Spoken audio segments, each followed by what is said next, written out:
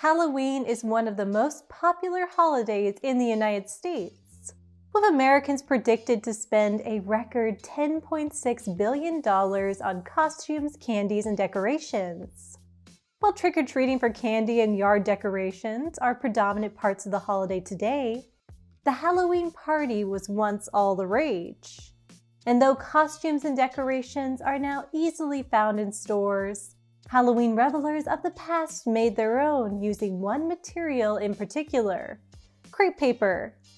This is the story of the Dennison Manufacturing Company and how crepe paper came to dominate Halloween. Dennison Manufacturing Company got its start in 1844 as the first paper box manufacturer in the United States. These boxes were primarily used by jewelers, who used them to package particularly expensive pieces of jewelry. In addition to paper boxes, Dennison's also began making paper tags strung through a hole with silk string. The tags started out as price tags for jewelry retailers. But in 1863, the company patented reinforced paper washers that kept the string from tearing through the hole and the tag being lost. This concept was quickly adopted by shippers, who used the tags to write directions for where packages should be delivered. In their first year on the market, 10 million tags were sold. Tags became such a big part of Dennison's success that it began referring to itself as the Tag Makers. And the Dennison plant in Framingham, Massachusetts, earned the town the nickname Tag City or Tag Town. But another important part of the company's business would come from an unexpected source: crepe paper. In the 1870s, Dennison's began importing tissue paper from an English manufacturer. The tissue paper would not tarnish silver, and so it was safe to line the company's jewelry boxes. From the same manufacturer, Dennison's obtained a new type of tissue paper, which was crinkled or creped. It was known as crepe paper. At first, there was not much public interest in crepe paper. As the Ladies' Home Journal noted in 1894, when crepe paper was first placed upon the market a few years ago, it commanded little attention. The possibilities of its development were not realized.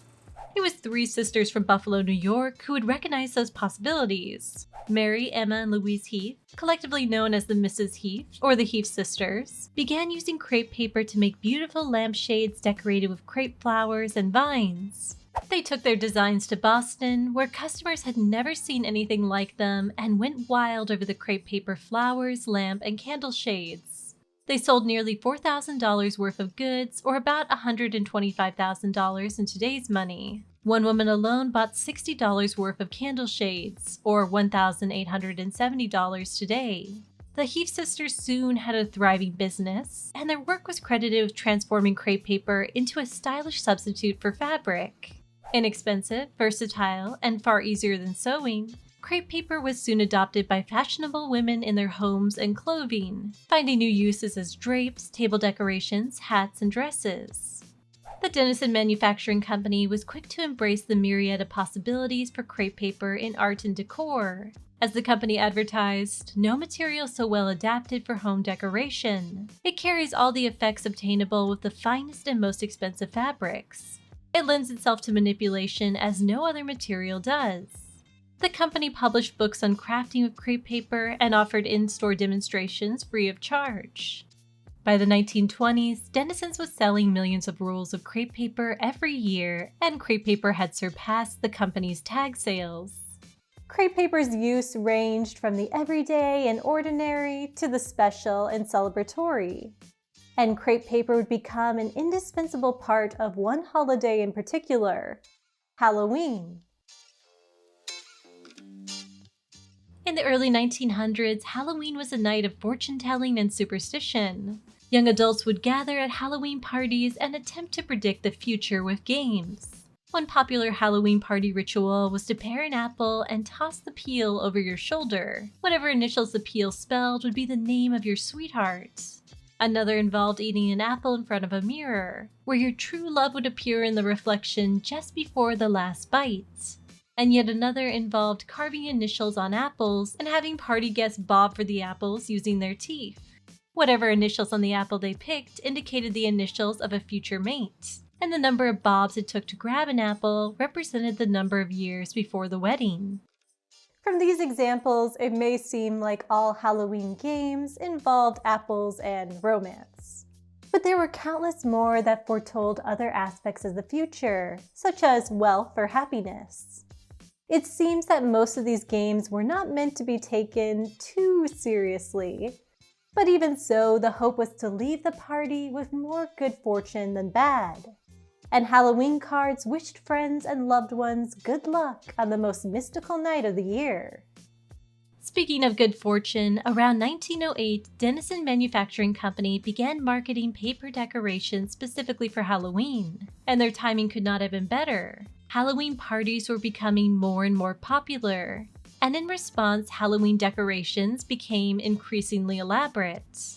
The first thought of the prospective Halloween entertainer is, naturally, appropriate decorations, wrote Pictorial Review magazine in 1907. For unless a mysterious atmosphere is created in the rooms, the festivities would cease to be interesting to even children. Inexpensive, disposable, but surprisingly durable, crepe paper was considered a perfect medium to help create that mysterious atmosphere. A 1912 article for Harper's Bazaar told readers, "Indeed, there is something new in the old and delightfully spooky Eve of All Saints. It is paper. This sounds simple enough, but in reality it is almost magic. Artistic minds have developed ideas hitherto undreamed of for using crepe paper, and its almost limitless decorative possibilities make it specially suited for new and pleasing Halloween celebrations.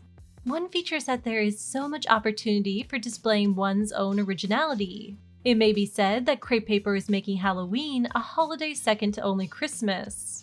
With crepe paper, even the most mundane of household objects could be transformed into something, to borrow the terminology of the time, grotesque and weird. Add black crepe paper eyes and a mouth to a handkerchief, and you had a ghost. Orange crepe paper could make a pumpkin. Goblets could be made into witches with crepe paper faces and hats. And moss-like crepe paper strung across the ceiling beams created a spooky forest scene.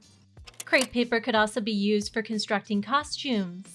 All you needed was some kind of fabric base, paste or a needle and thread, and crepe paper to make an easy but striking Halloween silhouette. And because crepe paper costumes were cheap and not usually meant to be worn again, you didn't need to worry about your clothing being ruined while bobbing for apples or playing other Halloween games. Though you did have to worry about an unexpected downpour. To aid customers in their Halloween decorating and costume making, Dennison's also published a series of what they called boogie books. Boogie books featured tips and tricks for planning a successful Halloween party, from invitations to refreshments, all while using Dennison's crepe paper, of course. These boogie books helped solidify Dennison's reputation as an expert in all things Halloween. By 1965, 20% of Dennison's crepe paper sales came from Halloween alone. But the days of crepe paper costumes and decorations seem to be on the decline in the United States. Elaborate Halloween parties were replaced by another Halloween tradition: trick-or-treating for candy. Although crepe paper clothing were still in use, there were other alternatives for putting a Halloween costume together quickly and cheaply. Mass-produced, ready-to-wear costumes were becoming more affordable and would soon be the norm. As for Dennison's, the company merged with a major office supply company called Avery in 1990. Shortly after, the company's decorative crepe paper business was sold off to Seaman Paper Company, who alluded to the paper's origins by branding it as Denny Crepe. But although Avery Dennison no longer makes crepe paper, the company's boogie books and holiday decorations remain popular among collectors today, keeping alive the spirit of Halloween long since past. Thank you so much for watching. I hope you enjoyed this look back at the Dennison Manufacturing Company and crepe paper decorations and costumes for Halloween. If you like this video and would like to hear me talk about the history of other ordinary things, please consider giving this video a like and subscribing to my channel below. Thank you again, and I hope you have a happy and safe Halloween. See you next time.